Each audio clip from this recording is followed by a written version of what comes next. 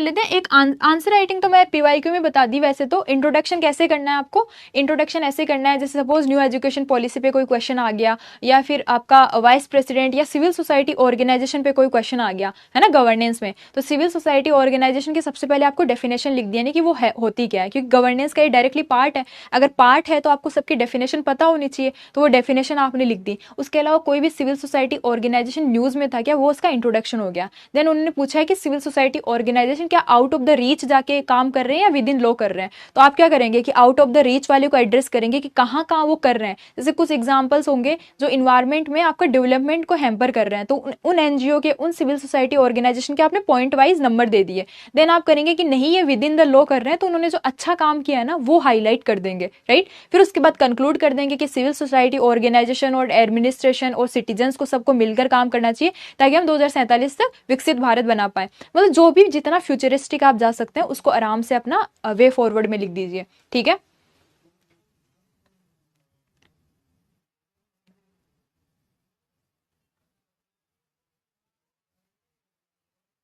यार मॉक में अगर कम आ रहे हैं ना तो इससे कोई वो नहीं होना है, मतलब अपना दिल छोटा नहीं करना है। बताऊं क्यों? क्योंकि मॉक में आपको उतने ही नंबर मिलेंगे, लेकिन एक्चुअली यूपीएससी में अगर 50% मार्क्स आते हैं तो यू विल बी टॉपर, है ना। 50% बहुत होते हैं मार्क्स। मार्क्स पे नहीं जाना है। आप ये देखो कि आंसर राइटिंग में आप डिमांड एड्रेस कर रहे हैं ना, जैसे आंसर राइटिंग अगर आप कर रहे हैं, मतलब पीवाईक्यू की सपोज कर रहे हैं या फिर मॉक टेस्ट की कर रहे हैं, चलो यहीं पे टेस्ट ले लेते हैं आंसर राइटिंग की या फिर टेस्ट, ठीक है। तो आप क्या कर रहे हैं, सबसे पहली बात उसमें डिमांड एड्रेस कर रहे हैं ना। अगर न्यू एजुकेशन पॉलिसी के बारे में पूछा है तो आप उसी के बारे में लिख रहे हैं ना। सिविल सोसाइटी ऑर्गेनाइजेशन के बारे में पूछा है तो आप उसी के बारे में लिख रहे हैं ना। इमोशनल इंटेलिजेंस का क्वेश्चन है तो आप उसी चीज के बारे में लिख रहे हैं ना जो क्वेश्चन में पूछा है। सबसे बड़ी बात तो डिमांड एड्रेस। फिर उसके बाद आप उसमें वैल्यू ऐड कर रहे हैं ना, value addition through current affairs, toppers copy, through current affairs,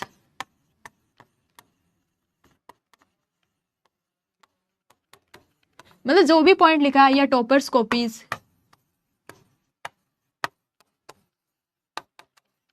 या any website.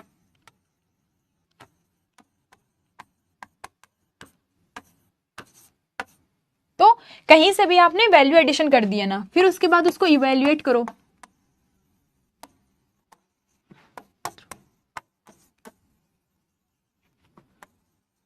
Through model answer, ठीक है। उनको इवेल्युएट कर लिया। फिर उसके बाद मतलब डिमांड सबसे इंपॉर्टेंट है। फिर उसके बाद उसकी स्ट्रक्चरिंग भी सही है ना, जैसे यहीं पे लिख देती हूँ structuring.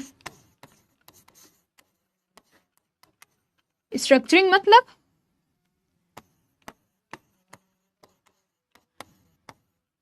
Structure and presentation.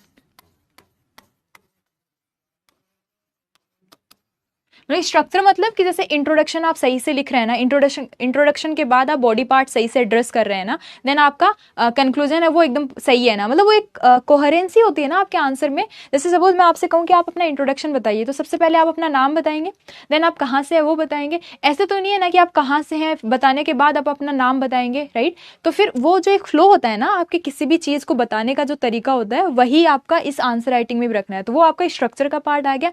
Presentation in the sense कितने अच्छे से आप कर रहे हैं, कहीं पे थोड़ा सा डायग्राम बना रहे हैं क्या, कहीं पे जो फ्लो चार्ट होता है वो बना रहे हैं क्या, तो ये वाली चीज आपको बिल्कुल ध्यान में रखनी है, राइट। फिर उसके बाद आप ये सब कर लिया, डिमांड आपने देख ली, स्ट्रक्चर देख लिया, वर्ड लिमिट और ये सब तो आप देख ही लेंगे। Time limit, time and word limit, word limit, इसका भी पूरा ध्यान रखना है। क्योंकि शुरू में देखो हो सकता है कि आपको जब आंसर शुरू करने जाए ना, आपको 10 मिनट भी लग जाए, 15 मिनट भी लग जाए, लेकिन जब धीरे धीरे आप कर लेंगे ना, एक बार आप कर लेंगे, 10 दिन आप कर लेंगे, उसके बाद वो प्रैक्टिस में आ जाएगा। उसके बाद आपको उतना ही टाइम लगेगा जितना सबको लग रहा है। तो अगर शुरू में बहुत ज़्यादा टाइम लग रहा है ना, तो भी आपको लिखते रहना है, मतलब उस दिन छोड़ना नहीं है। लिखते रहेंगे तो धीरे धीरे वो आपकी स्पीड इंक्रीज ही होगी, मतलब उसको डिक्रीज होने का कोई चांस ही नहीं है। तो वो आपका हो गया। और वर्ड लिमिट इसलिए क्योंकि आपके पास टाइम बहुत कम होता है, 7 मिनट होते हैं, 8 मिनट होते हैं, 10 मिनट होते हैं, ऐसे करके 7 मिनट आपके पास होते हैं 10 मार्कर के लिए, और 15 मार्कर के लिए कितने होते हैं आपके साथ, 11 मिनट मिलते हैं।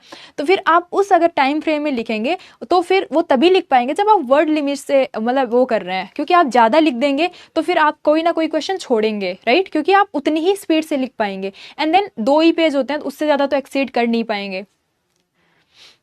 नहीं, हर आंसर में पॉइंटर्स एंड फ्लो चार्ट नहीं बनाने होते हैं, हर आंसर में कैसे बना पाओगे, लेकिन कुछ कुछ में जहां आपको लग रहा है, ओवर नहीं करनी है चीज़ें, जहां आपको लग रहा है डिमांड मीट करने के बाद कि हाँ ये चीज़, जैसे किसी के सपोज एप्लीकेशन पूछे हैं, एप्लीकेशन ऑफ एआई पूछे हैं, तो फिर एप्लीकेशन आप क्या कर सकते हैं, एक हब एंड वो एक मॉडल होता है ना हब एंड स्पोक वाला, ऐसे वाला, तो आप ऐसे ऐसे लिख सकते हैं, तो उससे क्या हो गया, आपका एक पार्ट ऐसे एड्रेस हो गया और पूरा पेज भी अच्छे से दिख गया, राइट।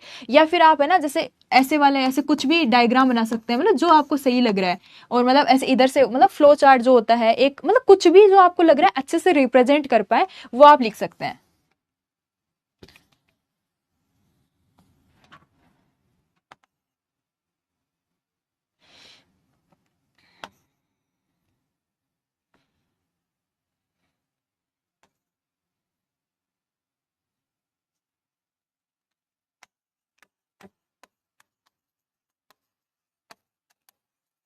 ठीक है, हाँ जेल पेन का यूज कर सकते हैं बिल्कुल। हाँ, लैंग्वेज पेपर में यार कुछ नहीं है, देखो कोई खास बात नहीं है, आप आराम से 10वीं तक अगर आपने 2 लैंग्वेज पढ़ी है तो आप आराम से पेपर क्वालिफाई कर लेंगे, और 2 पेपर आपको बस लिख के चले जाना है।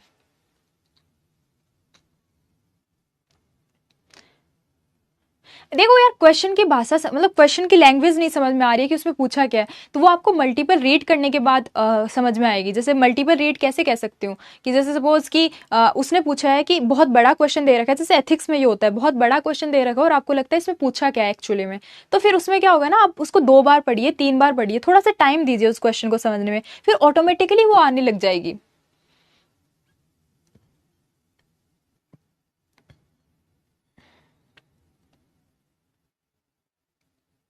हिंदी मीडियम वालों को यार स्पीड पे थोड़ा ज़्यादा ध्यान देना चाहिए, क्योंकि उनको थोड़ा ज़्यादा लिखना होता है, ऐसा मैंने सुना है, मतलब मेरा इंग्लिश मीडियम ही था। इंग्लिश को यार अगर बोलने में दिक्कत आ रही है तो बोल बोल के प्रैक्टिस कर सकते हो, और लिखने में है तो 2-3 पेज डेली लिख लो, आ जाएगी। सी सेट का यार मैं बता तो चुकी हूँ, देखो सी सेट में क्या है ना, आपका मैथमेटिक्स है, आपका क्या कहते हैं रीजनिंग है, आपका कॉम्प्रीहेंशन है, राइट। तो आप क्या कर सकते हैं, जो मैथमेटिक्स वाला पार्ट है ना, जो एप्टीट्यूड वाला पार्ट है, उसको आप न्यूमेरिकल वाला जो आता है ना, नंबर सिस्टम जो आता है आपका, उसको आप कहीं से भी कवर कर सकते हैं, कहीं से भी इन द सेंस यूट्यूब से जो फ्री क्लासेस हो उनसे कर सकते हैं, या कहीं से भी जो कोई बुकलेट में दे रखा है वो कर सकते हैं। रीजनिंग वाला आपको मोस्ट प्रोबेबली आता होगा, और कॉम्प्रीहेंशन पीवाईक्यू सॉल्व कर लो, तो फिर जब एक बार आपका कंप्लीट हो जाए ना, कि आपको नंबर सिस्टम वगैरह आता है, प्रोबेबिलिटी वगैरह आती है, तो फिर आप 2024 का 2023 का है ना प्रीवियस ईयर क्वेश्चन पेपर उठा लो, और फिर उनको 2 घंटे में प्रैक्टिस करो, जो चीज़ नहीं आती है उसको फिर से देखो कि क्यों नहीं आ रही है। 10-15 ऐसे पेपर सॉल्व कर लोगे ना विद इन टाइम फ्रेम, तो आपका सी सेट आराम से हो जाएगा।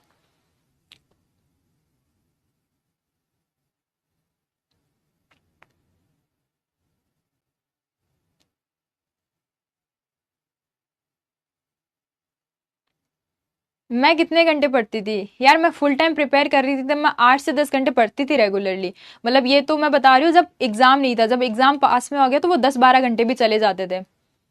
अगले महीने ट्रेनिंग अगले महीने से स्टार्ट हो रही है यार।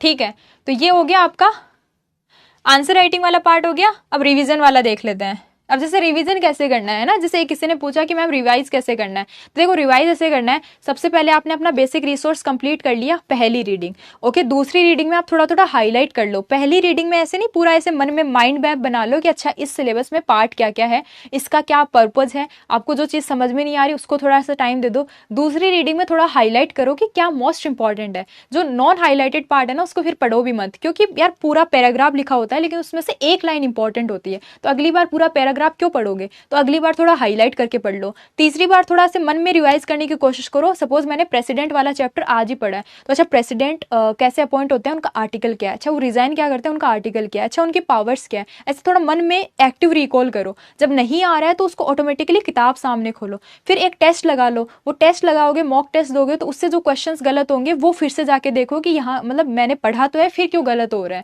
है ना, मतलब उसी सिलेबस में। फिर प्रीवियस ईयर क्वेश्चन भी आप देखोगे 5वीं बार, तो ये 5 बार आपका रिवाइज हो गया एक ही सब्जेक्ट। प्रीवियस ईयर क्वेश्चन आप फिर से करोगे, फिर से गलत होगा, उसी पोर्शन को तभी रिवाइज कर लो, एंड देन आंसर राइटिंग करोगे। तो ऐसे करके थोड़ा एक्टिव रिकॉल, थोड़ा सा करंट अफेयर्स में अगर कोई चीज बार बार आ रही है तो वो, और थोड़ा सा आपने है ना उसी बुकलेट को 2-3 बार जो हाईलाइट कर रखा है उससे, तो अल्टीमेटली जो पूरा सिलेबस है ना आपके माइंड में रहना चाहिए कि अच्छा ये यहाँ से इंपॉर्टेंट है, ये वहां से इंपॉर्टेंट है। तो ऐसे करके 6-7 बार आपकी रीडिंग हो जाएगी आराम से।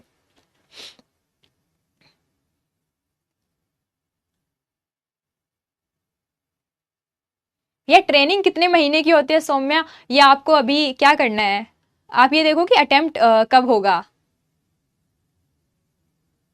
चलो फिर भी बता देती हूँ, ट्रेनिंग सबकी अलग अलग, उसकी अलग अलग होती है, मतलब अलग अलग सर्विसेज की। ये बताओ कि ये है क्या, मतलब ये जो मैंने बताया आंसर राइटिंग वाला या उससे पहले रिवीजन वाला, वो बताओ ये आया कि नहीं आया, जो मैंने पूछा वो बताओ पहले। नहीं, ग्रामेटिकल मिस्टेक के इतने नंबर नहीं कटते हैं, क्योंकि वो तो सबकी हो जाती है, मतलब इतना क्या कहते हैं, प्योर लैंग्वेज तो किसी की नहीं है। मैं ऑप्शन भी बता दूंगी, पहले ये बताओ कि ये क्लियर है क्या। हाँ, राइटिंग थोड़ी सी मैटर करती है, मतलब इतनी घटिया नहीं होनी चाहिए कि मैं ही ना पढ़ पाऊँ कोई ना पढ़ पाए, मतलब उनको समझ में आना चाहिए कि आपने जो लिखा है आप कहना क्या चाहते हैं। वो मीम है ना कि कहना क्या चाहते हो, तो वो आपको आपकी कॉपी देखते ही समझ में आना चाहिए कि आप क्या कह रहे हैं।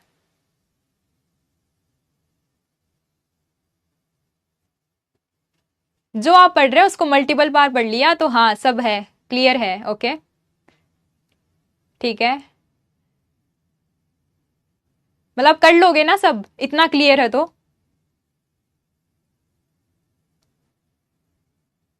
इतना क्लियर है तो कर लोगे ना, मैं अगला अगला ही अटेम्प्ट है ना आपका।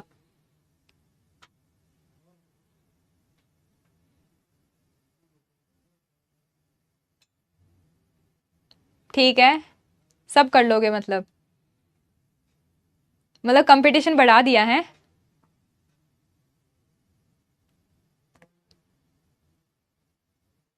अरे पेन मतलब आंसर राइटिंग में कोई सा भी पेन यूज कर सकते हैं, लेकिन जेल पेन भी अगर अच्छा सा यूज करना, ऐसे नहीं हो कि पानी गिरते ही एकदम आपका आंसर मिट जाए, नहीं, ठीक ठाक अच्छी क्वालिटी के कोई भी पेन जिससे आप 3 घंटे लगातार लिख पाए।